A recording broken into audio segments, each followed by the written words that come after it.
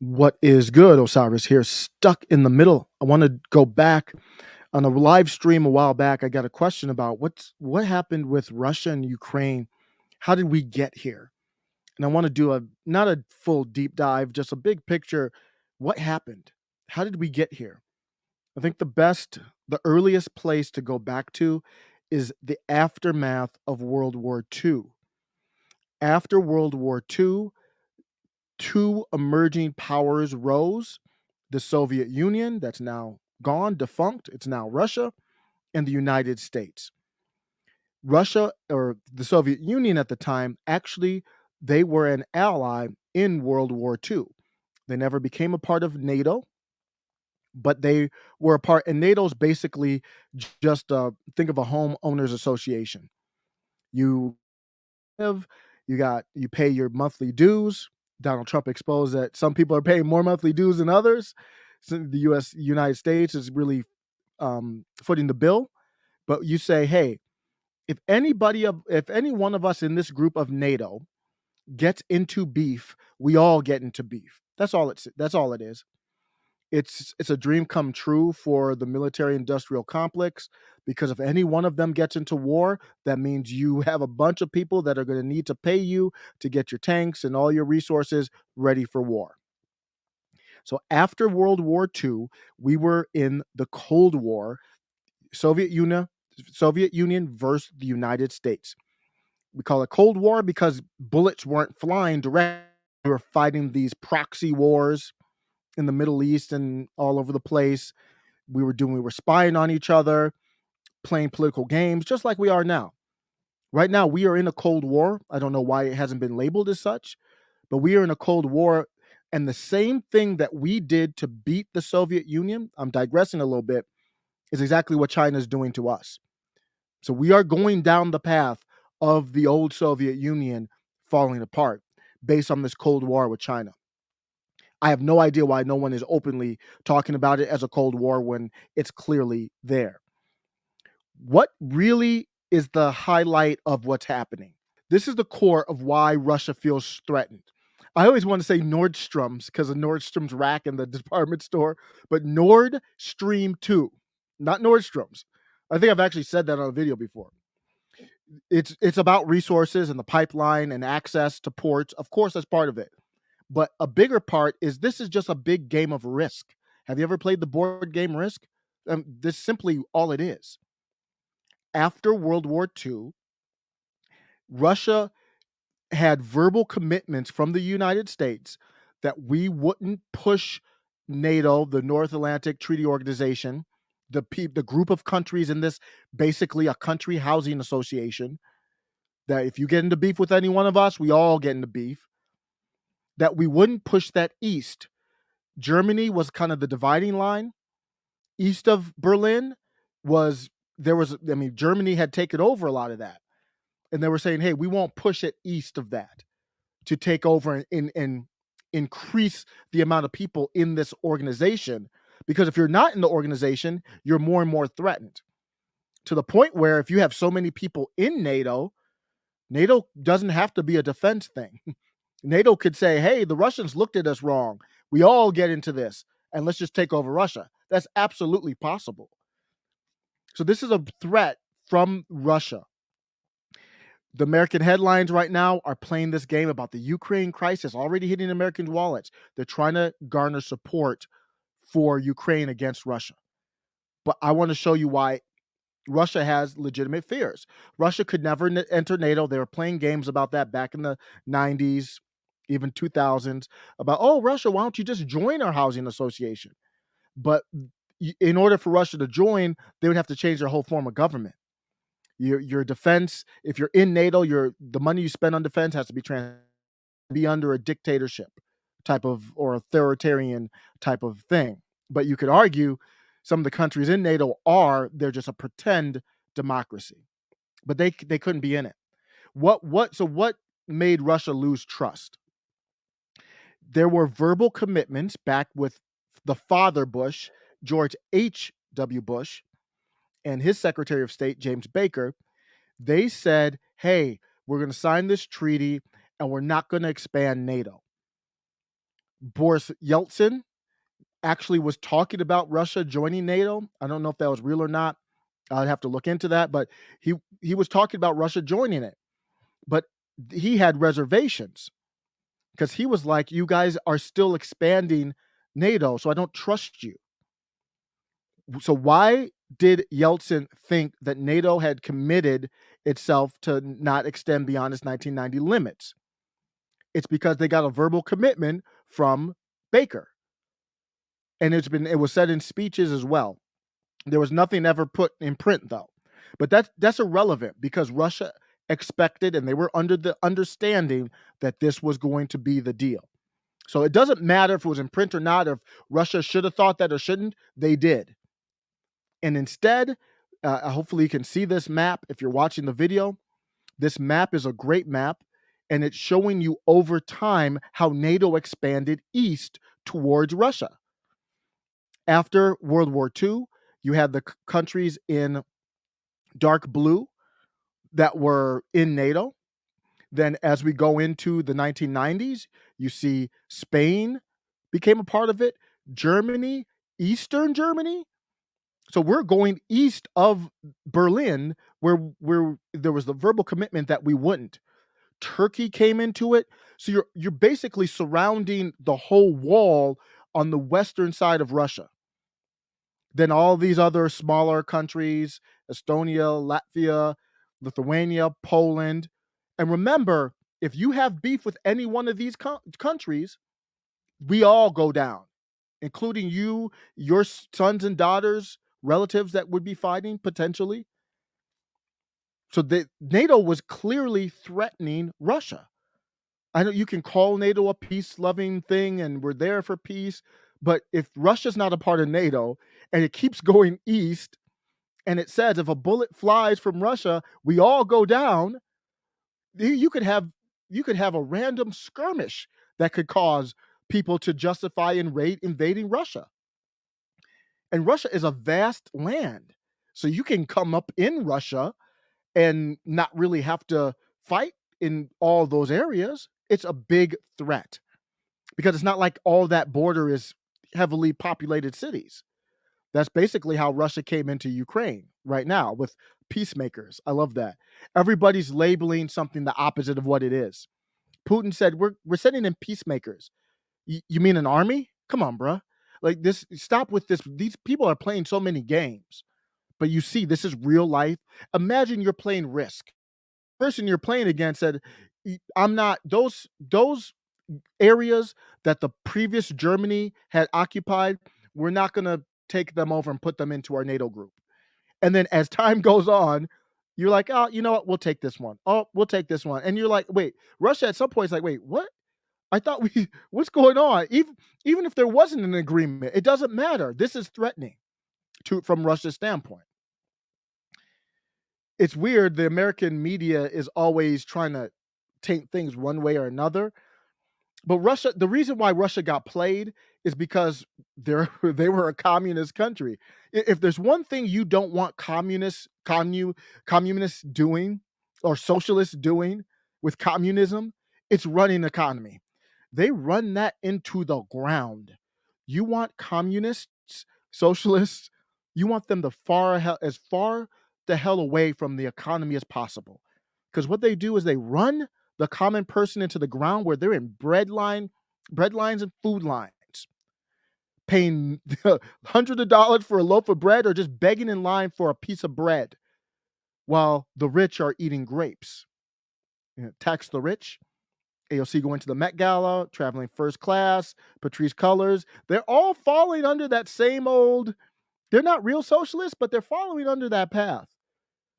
So they didn't have leverage. And Russia still isn't a threat to the United States, not even close to China. They don't have the resources to even be a threat to us. China is much more of a threat. Ukraine was one of those countries there that's obviously the next piece. Going back to the map, if you're playing Risk and you've got all these other countries under there, well, obviously Ukraine's a big one as far as landmass, at least. There's pipelines going through Ukraine now, and we'll get to that Nord Stream 2. That's your next risk piece. whether you're NATO or Russia. That's the piece. It's the biggest one. Like, whoa, whoa. You guys have expanded east ever since World War II. We just want that one country, Ukraine, and Ukraine is a country that a lot of the people, especially on the eastern side, they relate to Russia. They would have no problem with Russia taking over. Some of them, obviously, not everyone, but regardless of how they feel, that's the next puzzle piece. If you're playing Risk and you're rolling the die, you're putting your troops there. That's all this is. It's not complicated. I'm not any foreign affair expert. I stick to the Constitution, the domestic issues. But the way the world's going right now, I'm reading about Canada. I'm reading about Russia, Ukraine. There's no way not to now. You got to figure it out because they're using these things to play us. They're using these things, increasing the defense spending. Now they're trying to justify war because they increased the spending. You can't keep increasing the spending if you don't fly bombs, if you don't fight.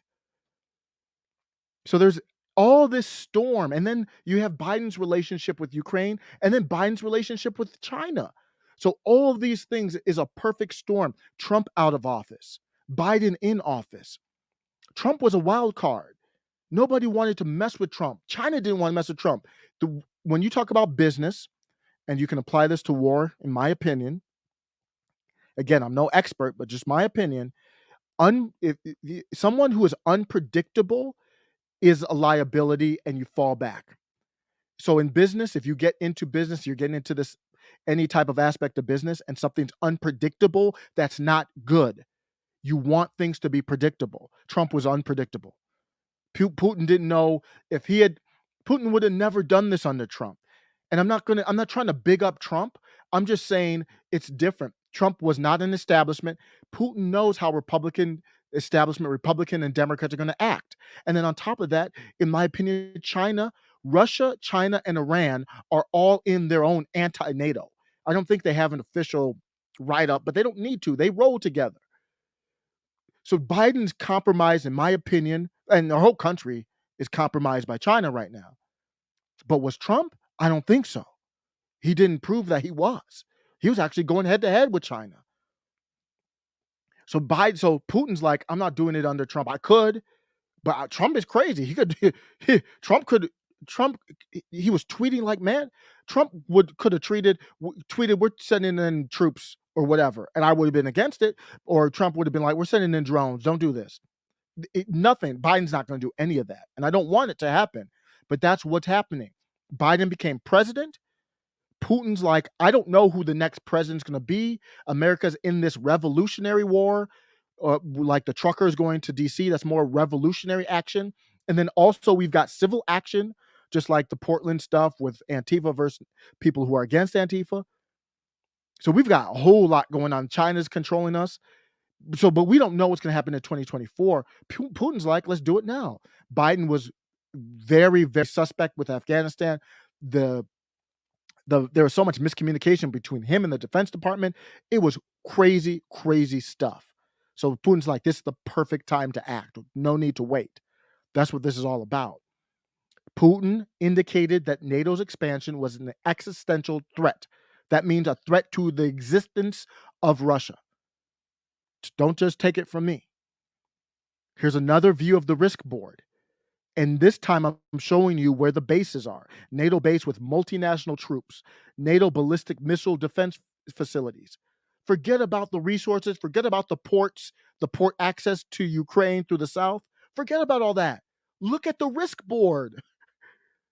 It's a no-brainer, especially when Ukraine has people who are friendly to Russia. We're going to come on in. Nord Stream 2, I'm going to play this clip from Ted Cruz. Ted Cruz has been on point. He's an establishment dude. I'm not against establishment people just to be against establishment people. There's times where I'm going to like what Amy Klobuchar says. There's times I'm going to say she's an ass clown. Same with Ted Cruz. But Ted Cruz is way more based than most of them. I have no problem with Ted Cruz. Ted Cruz went on with Fox News. Ted Cruz has been on this for years.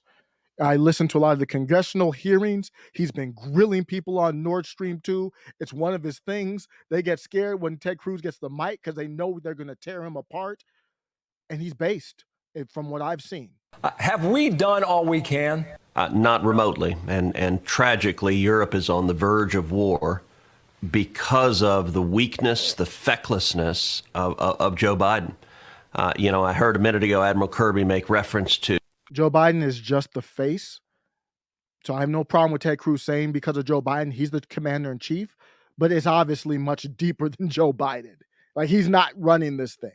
that the Biden administration, I think he said, quote, "We're still digesting what happened back in August." Joe Biden's surrender and disastrous retreat from Afghanistan is the worst military catastrophe for the United States in decades. And the consequences, at the time, I said, as a result of this incredible weakness, all of our enemies across the globe are looking to Washington. They are taking the measure of the man in the Oval Office. And as a result, as I said back in August, the chances of Russia invading Ukraine have just risen tenfold. The chances of China invading Taiwan have just risen tenfold. We can't have China invade Taiwan. I am not for war, and I don't want people to be dying over this. But strategically, diplomatically, Taiwan is too important. The future of the world is artificial intelligence and robotics that need these special chips. Taiwan builds upwards of 60% of the chips in the world. We don't have anything close to the infrastructure here. This goes back to Bush as well, where we propped up China, propped up these other countries to do work for us for cheap so we could get our products for cheap. And now we are dependent on them. It's become a security risk. We've got to start building stuff. This is where Make America Great Again came from. I know people wanted to throw it to a racist angle on it, but that's really where it came from. We got to build stuff in-house again. Batteries for these electric cars. We're too dependent on other countries. That can't happen. The China taking Taiwan is way different than Russia going to Ukraine. Russia going to Ukraine is not, it's not 1/millionth of the threat of China taking Taiwan. I don't claim to be an expert, but I listen to everyone in DC on TV. No one has come close to convincing me why Russia taking Ukraine is a threat to us here. Now, it doesn't take a lot to convince me why China taking Taiwan is, just based on the chips. In 2019, I introduced legislation, targeted sanctions directed at the Nord Stream 2 pipeline.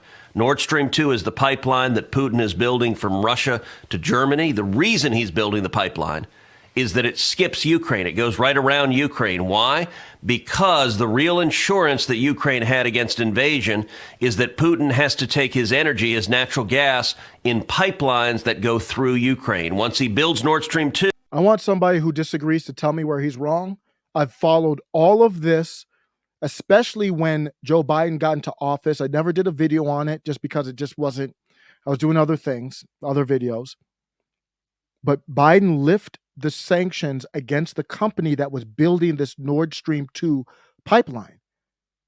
4 days after he takes office, Putin he starts building it again. And the sanctions hadn't been removed at that time. He knew they were going to get removed. All this evidence goes to, how did he know it was going to get removed? All of this evidence goes back to our officials at the highest levels, in my opinion, are corrupted by China. They knew via China, in my opinion, now that is a conspiracy theory, but I think they knew somehow with Russia and China knew Biden wasn't going to stop this. Who gets hurt by this? The only people who get hurt by this are the people who might go over there and die. They don't give a damn about soldiers. We know that from the Vietnam War and all the wars in the past, World War II, all that.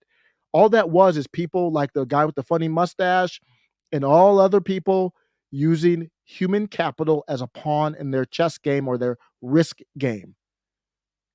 They know Biden, for whatever reason, I don't know what's up with them in China. There's a lot of stuff I would have to read on that. It's very complicated, in my opinion, these financial ties.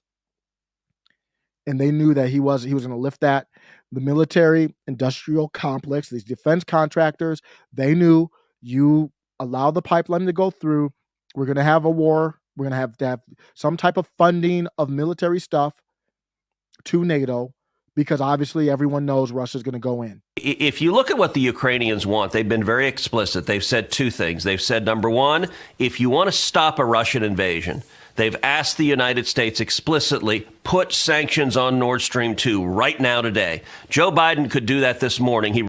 That would be the number one thing, and that wouldn't hurt Russian citizens. Why are we not doing that? Sanctions right now on that pipeline.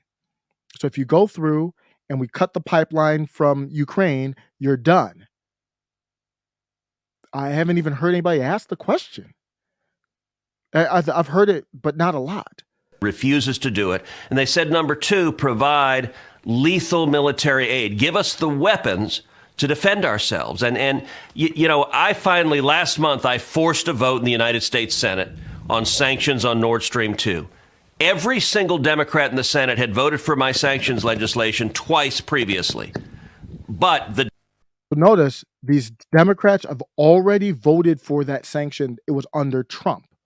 The difference was last time you had a president with an R behind his name. Now you got a president with a D behind his name. When we voted, I won a bipartisan majority, a big bipartisan majority, 55 to 44. But the Democrats filibustered the bill. They demanded 60 votes. Ironically, while at the same time they were calling the filibuster a Jim Crow racist relic from the past, that same day they were filibustering to protect Russia and Putin. And 44 Democrats gave in to political pressure from the Biden White House. They voted in favor of Russia, against sanctions. And explicitly, the president of Poland, the prime minister of Poland, the president of Ukraine, the prime minister of Ukraine, the president of the Ukrainian parliament, all explicitly said, if you want to stop this invasion, sanction Nord Stream 2. Joe Biden came to Capitol Hill and personally lobbied Democratic senators to vote against. Tell me I don't have indirect evidence, or let me put it like this. Tell me if I'm crazy that I don't have a reason to question if Biden is compromised by China. All that stuff about Trump being compromised by Russia turned out to be bunk.